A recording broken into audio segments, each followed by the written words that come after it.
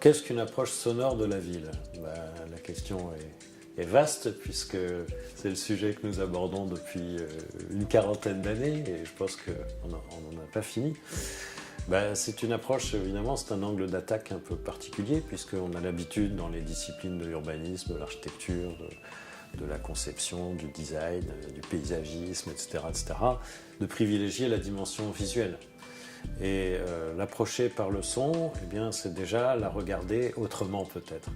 Et c'est peut-être d'abord apprendre à l'entendre, apprendre à l'écouter, apprendre à l'ouïr, puisque ces trois verbes en français, écouter, ouïr et entendre, désignent trois postures qui, je pense, sont universelles et indépendantes des cultures sonores qui, elles, existent bien. On n'a pas les mêmes comportements sonores dans une ville comme Bordeaux, dans une ville comme Shanghai ou dans un village du fin fond de la Creuse.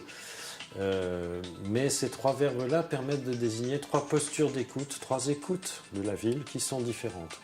La première, ce serait celle qui consiste à tendre l'oreille, donc à écouter de façon analytique. C'est-à-dire que j'écoute le son de telle ou telle voiture, de tel ou tel cri, de tel, etc. Et j'ai une posture à ce moment-là d'analyse d'un environnement sonore à l'extérieur duquel je me place. Et je peux mesurer des choses acoustiquement et je peux désigner des facteurs sonores, des caractéristiques sonores qui ne sont ni bien ni mal, ni bonnes ni mauvaises, mais qui caractérisent le son à ce moment-là, dans ce lieu-là. Et puis après, vous avez une écoute que nous qualifions de médiale, c'est-à-dire, médial, c'est l'adjectif du mot milieu.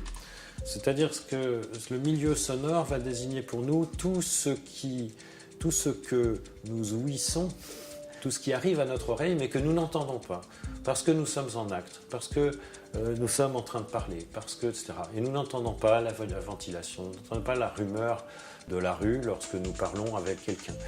Et évidemment que si ce milieu sonore s'effondre, nous ne pouvons plus vivre, notre action est suspendue, notre parole s'interroge, qu'est-ce qui se passe, etc. Donc c'est très très important, c'est tout ce milieu dans lequel nous baignons et que nous n'entendons pas tant nous sommes enfouis dedans.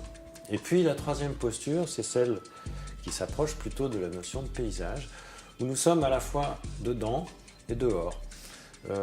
Ce paysage sonore me plaît? Est-ce que c'est la culture de mon oreille qui fait que ça me plaît et un autre ça ne me plaît pas? Ou est-ce que c'est la nature acoustique des sons émis qui crée ce côté musical qui me met dans une posture où j'entends le paysage sonore, au double sens que ce mot en français a. C'est-à-dire je l'entends à la fois parce que c'est du son, phoniquement, mais en même temps je l'entends parce que je le comprends. Donc je comprends, je compréhende le paysage avec ma propre posture. Alors voilà, ces trois postures-là sont peut-être une première façon d'approcher la question du son dans la ville, et donc de l'aborder avec d'autres critères, après avec d'autres façons très pragmatiques de faire du projet que ceux strictement du champ visuel, quoi.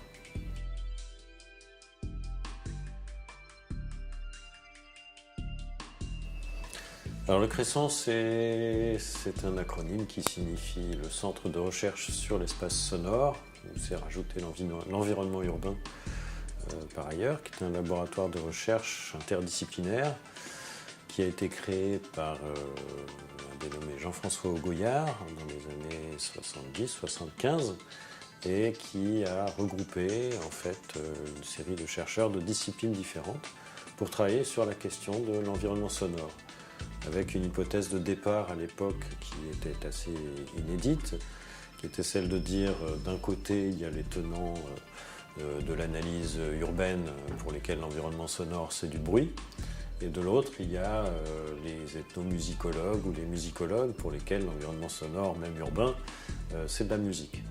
Et la question posée de façon assez simple, c'était de se dire mais dans cette opposition entre le bruit, le tout mauvais, et puis la musique, le tout bon, comment est-ce qu'on pourrait faire pour développer une anthropologie du sonore, développer des vocabulaires et des méthodes qui permettent de ne pas partir de l'a priori du bruit ou de l'a priori du musical et du paysager. Donc voilà comment s'est créé ce laboratoire qui aujourd'hui a une quarantaine d'années, plusieurs générations, qui appartient à une UMR CNRS entre deux écoles d'architecture à Nantes, à Grenoble, et qui a étoffé son champ d'investigation, puisque aujourd'hui c'est un laboratoire qui s'occupe des ambiances architecturales et urbaines, et donc dans lequel la dimension sonore est la source du laboratoire, mais n'est plus qu'une des dimensions traitées, puisque les autres modalités sensorielles sont abordées, celle de la lumière bien sûr, mais aussi celle de l'odeur, du toucher et de la synesthésie dans l'articulation entre la recherche, l'analyse urbaine, mais dans les différentes dimensions sensorielles. Et dans l'articulation entre analyse et projet. On essaye depuis toujours, je crois, de développer des outils d'analyse qui viennent de protocoles de recherche qui sont scientifiquement éprouvés et de façon interdisciplinaire, pour développer des vocabulaires et des concepts qui soient opératoires dans l'activité de projet, qu'il soit architectural, urbain ou aujourd'hui territorial.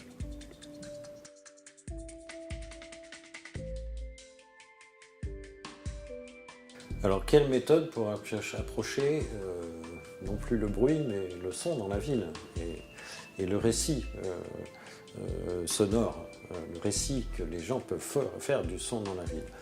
Mais au début, lorsque nous avons commencé à nous interroger sur la façon de ne pas parler du bruit, on s'est aperçu que si on gardait des méthodes classiques d'anthropologie ou de sociologie, disons, en faisant des entretiens, même des entretiens semi-directifs, en n'essayant pas d'influencer les gens, etc.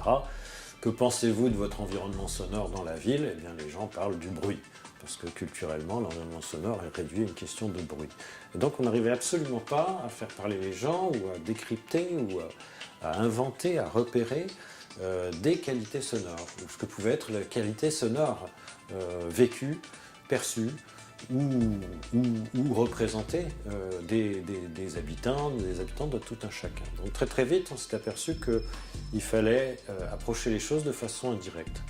Alors on a inventé toutes sortes de techniques pour partir de supports, de médias qui permettent de faire parler les gens sans qu'on leur pose de questions, si vous voulez. Donc la première technique, peut-être, c'est celle tout simplement des cartes mentales. Alors, cartes mentales, ça venait de Kevin Lynch, enfin d'autres auteurs d'ailleurs, avant Kevin Lynch, mais qui avaient parlé de lisibilité de la ville, donc c'était très centré sur le visuel. Et sur le sonore, pour nous, c'était très intéressant. Ce qui nous intéressait, c'est pas le dessin, ou ce que les gens dessinaient. Dessinez-nous votre quartier sonore, votre ville sonore, les sons de votre ville.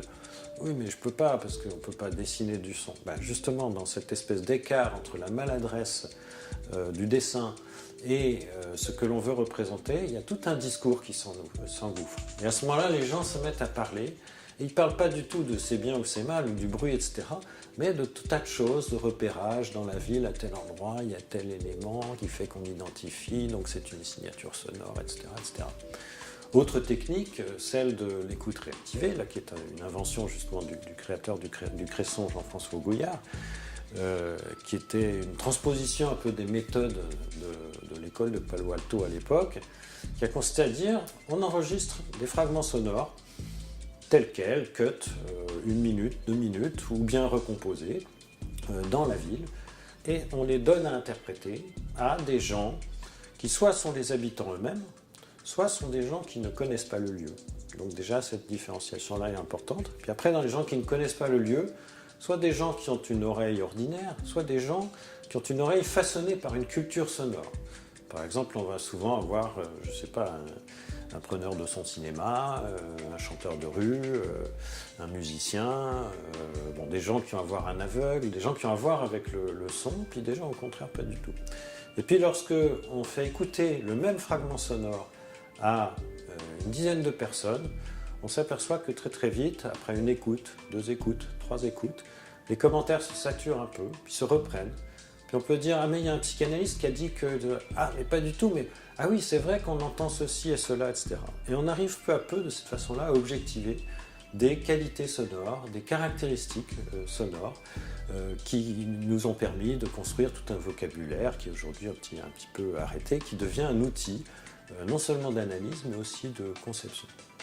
Ou bien autre principe, celui de ce que j'ai appelé l'enquête phonoréputationnelle, c'est-à-dire de travailler sur la mémoire des gens, avec plutôt des logiques d'interaction entre des groupes d'acteurs et d'experts, entre guillemets, de gens qui ont une expertise auditive, une oreille experte à un titre ou à un autre, réunis à 6 ou 7 autour d'une table, et de dire quelles sont les émergences sonores importantes de la ville ou du quartier, enfin, suivant le sujet sur lequel on parle.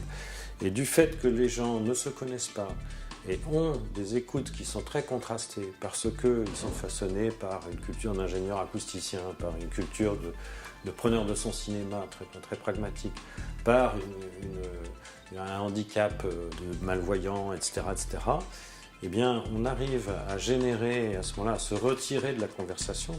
Il n'y a plus de questions qui se posent, mais c'est vraiment l'interaction entre les gens et ce qu'il dit, et une discussion qui devient assez libre, qui génère un discours et un récit autour du sonore, à partir duquel, là aussi, nous avons les moyens de reconstruire tout un vocabulaire et d'objectiver, non pas au sens de la mesure acoustique simplement, mais au sens du partage des représentations. On s'aperçoit que les gens sont sensibles à des mêmes phénomènes sonores que souvent on ne sait pas nommer simplement. Et donc le fait de les nommer permet de les faire exister et permet ensuite d'en prendre acte pour faire de la conception par exemple. Retrouvez et suivez le C2D sur son site internet et les réseaux sociaux.